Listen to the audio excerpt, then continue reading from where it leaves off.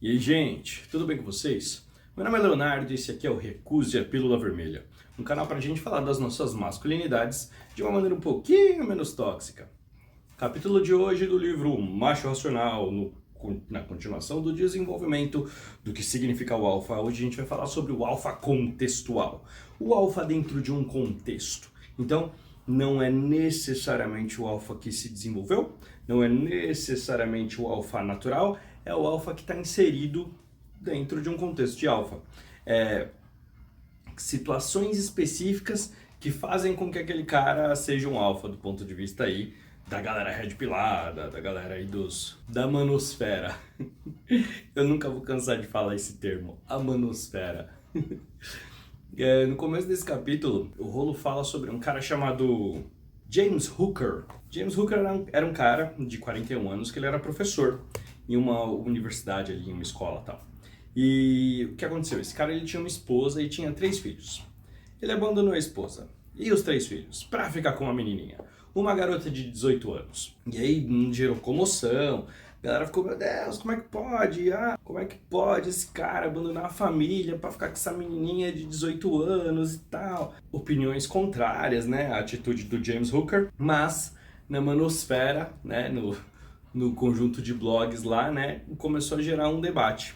E aí os caras lá que são os fodão do blog, né, eles acabaram elegendo o James Hooker como o alfa do mês, porque ele teve um comportamento de alfa. E aí, de novo, né, entra naqueles debates, né, sobre moralidade, sobre o que significa ser um alfa e tal, e a molecada fica, mas não é possível que esse cara seja, né, definido como um alfa, tendo essa moralidade questionável, tá errado, não pode ser alfa.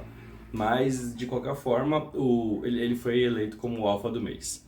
Aí o Rolo entrou nessa, assim, né, de, pô, mas será que esse cara é alfa? Será que esse cara não é alfa? E ele chegou à conclusão de que o cara é alfa, sim, mas tudo de acordo com um contexto. Vamos relembrar, né, o que é o alfa? O alfa é o cara que atrai as mulheres sexualmente.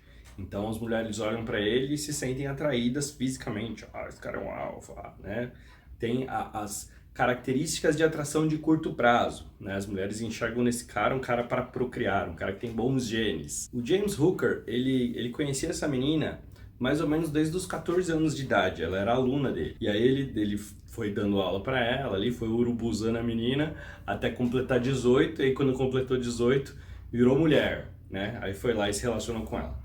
Tem muitas camadas de absurdo aqui, né, gente? Já dá pra ter noção disso, né? Mas os caras apelidaram ele então como alfa. O próprio Rolo fala, assim, que né, ele não concorda muito com o comportamento que ele assumiu. De qualquer forma, não dá pra negar que ele é um alfa. Nesse ponto específico, acho que é até legal falar que tem uma coisa que o Rolo faz de vez em quando no livro que é interessante de observar, né? Que é isso, assim, em diversos momentos ele fala as definições como se só fossem definições, e pra gente tratar as definições de maneira mais fria, né?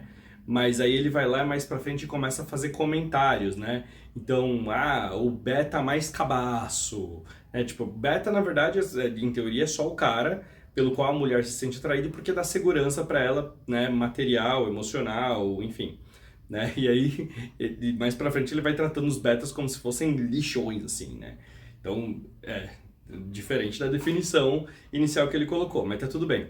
Aí, então tem isso, assim, ele vai colocando umas opiniõezinhas ali, bem esquisitas, assim, né? Uma que ele falou foi, o que o James Hooker fez? Ele foi lá, né, e dentro desse contexto, né, ele era uma figura de autoridade, e de acordo com ele, então, figuras de autoridade atraem as mulheres. Então, dentro de um contexto, figuras de autoridade atraem as mulheres. Então, o professor, dentro do contexto de uma sala de aula, tem autoridade. As mulheres olham para ele e falam, oh, nossa, que homem atraente, que vontade de procriar com esse cara.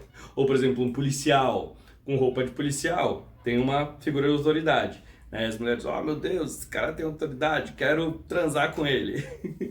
Mas aí ele também falou, né, dentro dessas inserções que ele faz assim, brevemente no texto, tem um momento que ele fala assim, né, comentando sobre a ex-esposa do cara, que ficou com os 3 filhos e tal, né, que olha só, né, de certa maneira, né, a sociedade enxerga a mulher solteira, né, com filhos, como uma mulher empoderada, né, uma mulher que que tem uma espécie de um empoderamento ali para poder cuidar da família.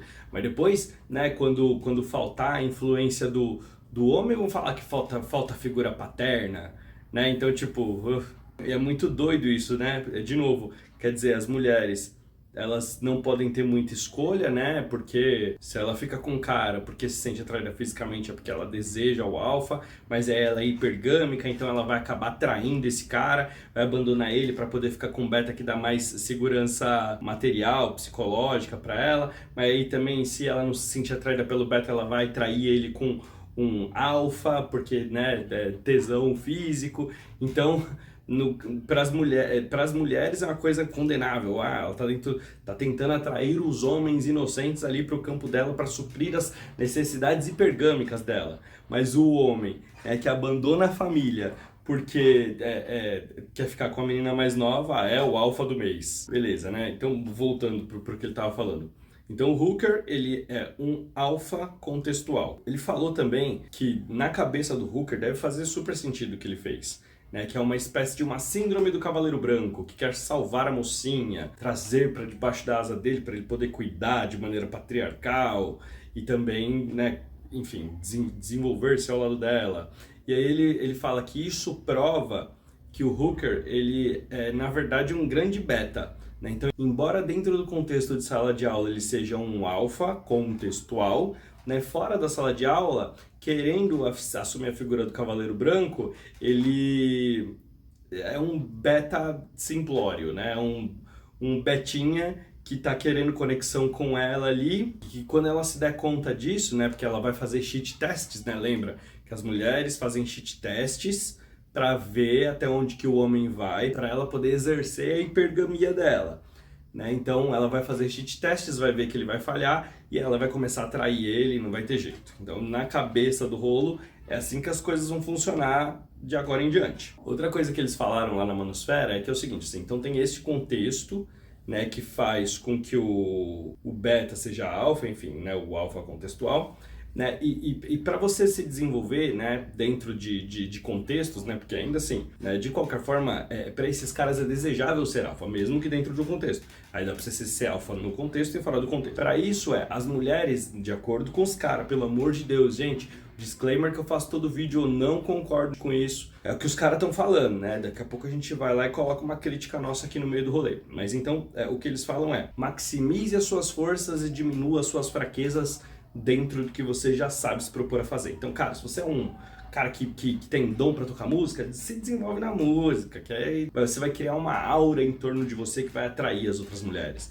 Você é fisiculturista e facilidade para fazer fisiculturismo, isso vai atrair as mulheres dentro do seu campo gravitacional da atração, vai incrementar o seu game. São contextos que você pode ser alfa e que podem acrescentar, né, a coisa do game, enfim, você pode ser alfa de diversas formas, né? E nesse sentido ele fala assim, existe uma group para cada empreitada masculina, menos para World of Warcraft. World of Warcraft você vai ser cabaço para sempre. Nossa, cara, ninguém merece. Para quem não sabe, group são aquelas meninas fãs de bandas, né, que elas ficam histéricas quando aparece o cara pelo qual elas são fãs. E nesse aspecto, uma coisa que ele falou, embora seja uma coisa que faça com que a gente se sinta desconfortável, porque esses caras são alfas, né? Então, o Corey Worthington lá atrás, a gente não gosta dele porque ele é um filho da puta, ele não tá nem aí pros outros, ele quer que a sociedade se foda para que ele possa exercer as vontades dele. Né? Então a gente não gosta do Corey Worthington, mas mesmo assim ele é um alfa, porque ele faz o que ele quer, quando ele quer, e em teoria as mulheres se sentem atraídas por isso. O James Hooker, ele é um cara que fez uma coisa extremamente condenável, abandonou a família, ficou lá manipulando uma menina que era menor de idade até que ela fosse maior de idade, se envolveu com ela, casou com essa menina. Né? Então são caras que a gente não gosta, né? Mas que ainda assim refletem o comportamento do alfa. É mais uma vez para poder falar, né, que alfa não se relaciona com moralidade ou com ética, é uma maneira de agir, é uma forma como seu cérebro é cabeado, é um instinto. O que o Rolo tá falando aqui é que é o seguinte, assim, um professor, um soldado numa guerra, um bombeiro, um músico, todas essas figuras, elas bebem de uma mesma fonte para reproduzir o comportamento do alfa, que são caras que conectados com o dom natural deles, exibem esse dom de uma maneira que fazem com que as mulheres se sintam atraídas, elas orbitam em torno desse cara e eles usam a autoridade do contexto que eles dominam para serem alfas.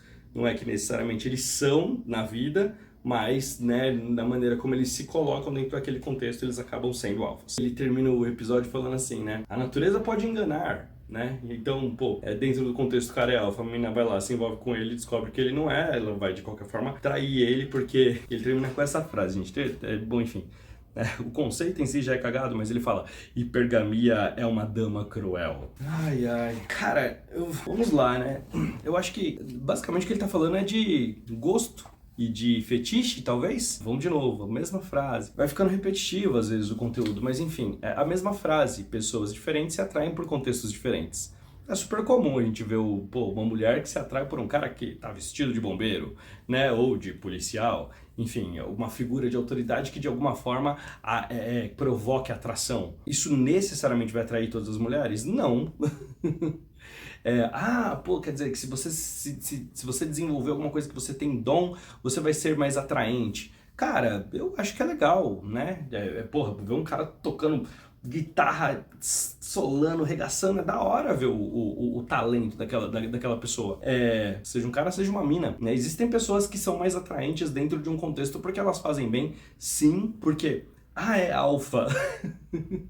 É beta, é alfa, é beta. Cara, o mundo não é binário. A gente é composto de uma série de dimensões. Tem um monte de coisa que a gente faz diferente, que podem ser atraentes para determinadas pessoas, que podem não ser atraentes para outras pessoas. Porque é isso, a gente é um universo, cara, né? Cada um de nós, imagina, você é composto pela família de onde você veio, pela sua religião, pelo seu gosto musical, pela sua formação acadêmica, pelo seu nível de atividade física, pelos seus hobbies. Cada uma dessas dimensões dentro de um contexto, pode ser um contexto, né, como a gente tinha falado antes sobre a dominância, pode ser um contexto que você domina ou não, pode ser um contexto que você contribui muito ou não. É tão ingênuo falar que, meu Deus, as mulheres orbitam em torno da energia do alfa dentro do contexto em que ele se apresenta.